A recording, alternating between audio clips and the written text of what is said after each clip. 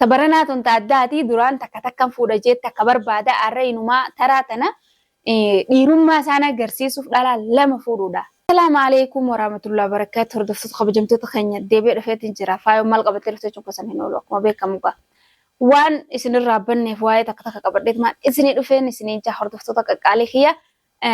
Viidiyoon kanaan dura gadhiisee irratti illee afaan kun na dhibee addanaa baasaa isinii jee addanaa baastanii hedduu tokko galatooma asumaanuu isinii jaa hordoftoota kiyyaa fi kabajamtoota kiyya. Namni akka kiyyaa hin jiru ani immoo gartee yoo dhalaallee fuudha feete dhalaallee fidee fi yoo fuudha fedhellee jee fidee fi gaafa inni bahullee kootu galii ilmaan kanaa wajjin darbitee hin deemin yoo dhalaa fuudhuu barbaadde kootu fuudhi jee hilwaalleen akkuma beektan fidee fi jira. Hilwaa sanillee anumarratti gatee anaa fi hilwaa fi ijoollees walumaan nu gatee kutaatun taaddaati duraan takkan fuudha jeetta akka barbaada arra inumaa taraatana dhiirummaa isaan agarsiisuuf dhala lama fuudhuudha. Fudhatee waliin naabee takka inumaatu afaan warra soddaa malee afaan keenya kana hin beektu takka immoo afaan keenya kana xiqqoo ni faamti ni dubbatti firraayi. Saniifuu amma inni kun amma dhalaa kana lama bakka takkaa fuudhuun isaa kun dhiirummaadha moo doofummaadha naaf galle. Asumaanuu doofummaadha malee kun dhiirummaa miti. Dhiira jechuun ulaagaalee dhiiraa san qabaachuutu dura irra wayyaa fi maaliif yoo naan jettanii ani immoo akka kiyyaan masaanuu jaaladheetiin hilwaa firra fideefi jechuudha. Yoo dhuguma saniin gagartee fuudhee gattaa'uu jaalatu taate hilwaa san hin diduu jechuudha. Fuudheeti anaaf hilwaa sanii wajjin ilmaan isaati wajjin jiraataa jechuudha. Inni immoo fuudhaaf hin deemu. Warreen amma isa ila deemu jirtaniif hin dhaamsaas isinii dhaamuu deema. Wanni isinii dhaamuu deemu inni isin fuudhuun deemu.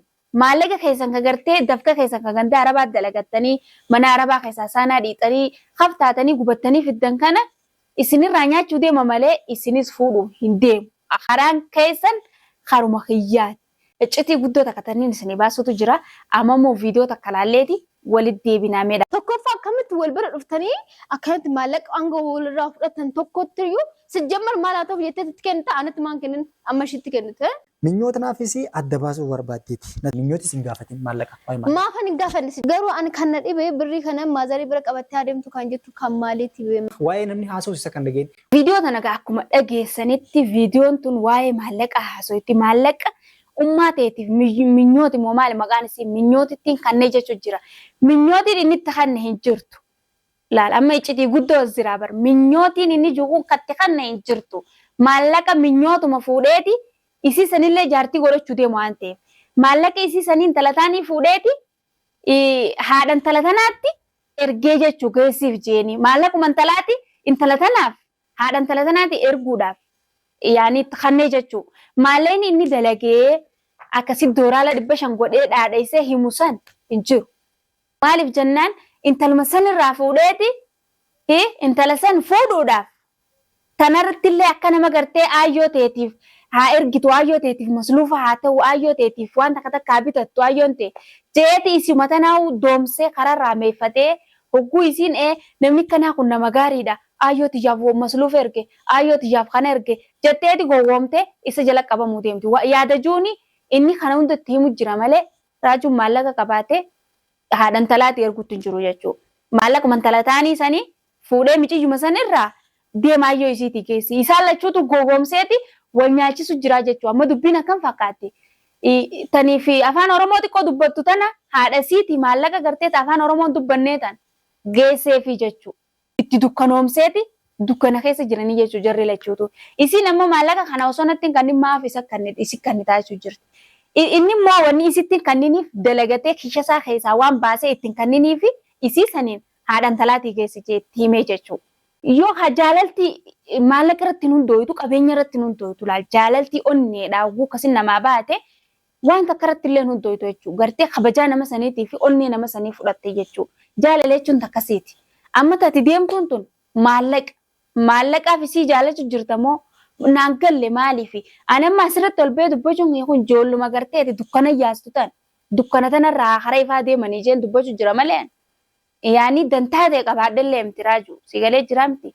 Asumaanuu immoo amma akka faayaan gartee maraattee huccuu facaastee ilmaan facaastee deemtuufi ankaa maaliif yaada gartee ammaati wanni kana dalagu jirtuuf annaa sirriitti akka takka naa galee jira. Faaya ilmaan masluufutti hin jiru irratti isiifillee masluufa kan nutti hin jiru. Amma gaaddisee tajaaniif yoo maallaqa ergite faayoon kaatee si maraatti yaada juuni maallaquma intalti dalagattee qabdu deem geessiif jettee hogguutti ergite maal fakkaata kun amma yaani hankeetiin si maraadhaa duba moraajuun maallaqa qaba abbaa qabeenyaati jee si maraadhaa. Anarras boruus si olin jira malee si gad hin jiru nama dalagatee akkasitti dafqee fiitiin jiraatu jechuudha. Ilaa kunoo ati har'a baatii 8-9 deemta guyyaa takka kiraa manaan irraan kafallee guyyaa takka masluufa ilmaan keetii hin erganne itti fiddee fi kanaan ilmaan kiyyaan naamatu lufinaan hin jenne har'a duuba ati isaa fiddee maallaquma gartee haadha gaaddiseeti minyootiin geessu jiraaf jettee haasoitu kuni namni mataa yaadu tokko osoo yaadee intala haati as keessa jirtu. Intala haati as keessa jirtu akkamittuu niin jaaladhee niin fuudhaa jee isii dalaga irraa deemtu hara qabee taani namoota silaa isii wajjin saayibaa sanii wajjin saayibaa maallaqa ummaa ta'eetiif geessituun itti hannee je'ee akkamiin waan akkanaa kana haasaa namni mataan isaa fayyaa qabu waan akkanaa tana itti yaadu jechuudha.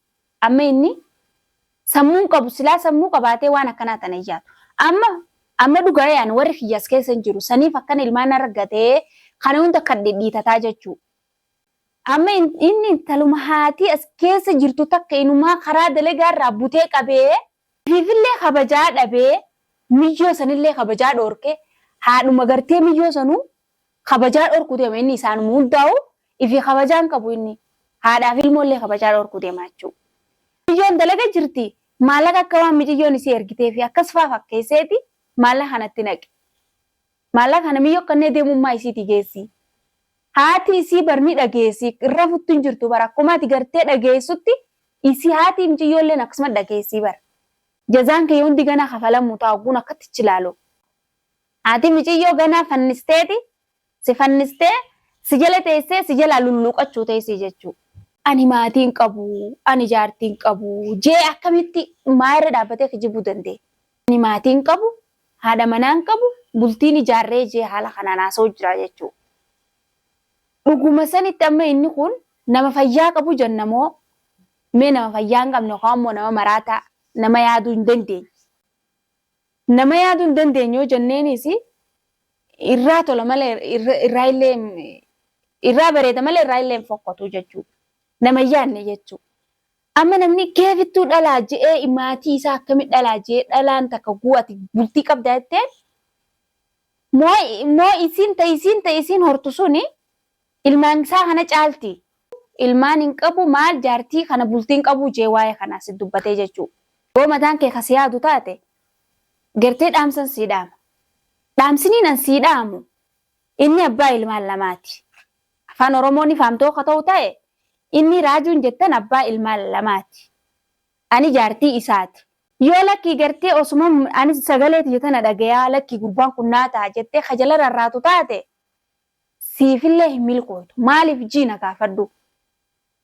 Magaalaa tana keessa waliin jiraanne sigalee magaalaa tana keessa waliin jiraanne anuuniin beeka akkaan itti isa jalaa si dhabamsiisu. An siin dhabamsiisa ami siin dhabamsiisa. Garuu immoo dura obbolummaa wanni si dhaamu jalaa gori.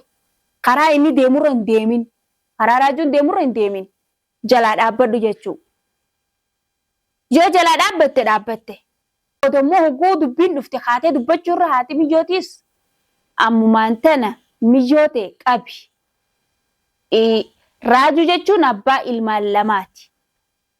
Abbaa ilmaan lamaa kana jalaa miyyoote galchi yoo ammoo lakki hin galchu haatti heerumtu haati yaada jiru gartee yaaduma akka miyyooteetii qabaattu taate ani immoo boodana humatinaa jechuu faayoo waan akkanaa dalagee faayoo waan akkasii dalagettanii nan qaqqabatina. Asumaanuu haati gaaddiseedha sitti dhaamsa kanaatillee sii dhaameetiin jira jechuu. Maaliif jennaan yeroo hedduu wal biratti argamu jiranii ummanni kun fedhu wal fuudha fedhu akka fedhan waliin jiraatu jiranii saniifuu an ammoo ammaniin hin argatini malee silaan argadde anuu akka gartee foonittiin ilkee lamaan tana jidduu qabadhaa jechuu. Ilkee lamaan tiyya jidduu nan baan isaan lachuu. Garuu hin arkanne waan hin arkatiniif viidiyoo tana isin lamaanii dalagu jira jechuu. Dhaamsa tokkoon qaba asirrattis. Dhaamsi sun saayibtitti gaaddiseetiif isii biraan naa gaya. Isiidha haada kan hunda gartee hidhaadhiintee raajuu fi gaaddisee waliif fiddee jechuudha. Raajiif gaaddisee waliif fiddeeti deebitee piraanki jettee piraankiin sunis hin jiru jechuudha. Jarri akka wal seenaniif waliif fiddee malee piraankiin isiin goote hin jiru. Haada hidhaaniintu kanarraa gad dhaabbadhu. Sigalee jira miti ammallee deebi'i. Maallaqni inni sikkannee ummaa gaaddiseeti geessisiin jeesun ka'ee isaa dhufe. Yookaan immoo ka'eetuma gartee haadha gaaddiseetii geessitee raajuun akkasi fuudhu barbaadde moo kunilleen gaafiidha adda namaan baane. Anaafillee adda hin baane gaafii naate. Isiifillee maallaqni geessisuun kabiraati karaa juutii miti. Ka'eetuma na fakkaate. Ammoo gukkanaa tana raajuu si fuudhuu deema moo? Raajuun gaaddisee fuudhuu deema moo? Akkami adda naaf hin baane yaanni keessan kun. Saa'iba jechuun akka gartee haadhaati. Namni tokko dhugaa sanii wal saa'ibe akka obboleeyyanii akka haadhaatti gartee waan hamtuurraayis dhaabbadhu jedhaan. Saa'ibni tokko amma masalan yoo wajji jiraatee saa'ibtittiin isiisu waan hamtu deemu jiraatte. Sin baasu karaan kun wanni kun hamtu wanni kun hamaadha irraa dhaabbadhu namaan jetti. Ati garuu saa'iba sana osoo hin ta'in bofa gartee afaa jalaa saneeti. Amma ugguu kanaa tan ugguun akkana juutana. Ati imma jaarsa namaa kana deemi saa'ibtitti ta'eetiin heerumii deemi jiruu fakkattuu jiraadhu jechuun jirta ammoo deemi heerumii jiruu bareedduu jiraadhu jechuun jirta. Naafuu adda hin baane. Isin amma saayibummaan jaawon saayibni jaan kun kanaa miti saayibni. Isin amma walii saayibaa miti walii diina isin lamaan. Sigalee ati gaaddiseef diina. Nuti akka beenu saayibni ugguu gartee ugguu saayibtittiin tiyya dogongortee sin baasu wanni kuni dhaabbadhurra. Karaan kun sin baasuu dhaabbadhu hin deemin karaa kana. Yoo jenne ni dhaabban. Ati immoo gartee akka isiin miila itti fuutu yookaan ammoo gartee abbaa ilmaan lamaa kana dirqiidhaan isarra heerumsiisuu barbaadu jirtaa'u. Akkasii miti dubbiin yoo ifiitti heerumuu barbaadde dirree bayiituma ittiin heerumajii itti heerumu yoo ta'es malee nama biraatti hin cinqin. Gartee akkatti quuftu kana anumaas si godhe malee ati gartee ifiin hin quufne jechuudha. Anaas si quubse. An si quubseeti alabbaate. Sigalee kun osoo hin jiru mee fuudhiiti. Amma ifi mashaakila narraa feete jechuudha. Anis osoo hin jiru na gubba dhalaa fiddee numa hin jiraanne dacha addunyaa kanarra numa hin jiraanne jechuudha. Saniifuu naaf ati waliigatteenya gaabarana. Anaaf haayoo sii raajuu waliigatteenye wal hubannaa jechuu anaaf ati.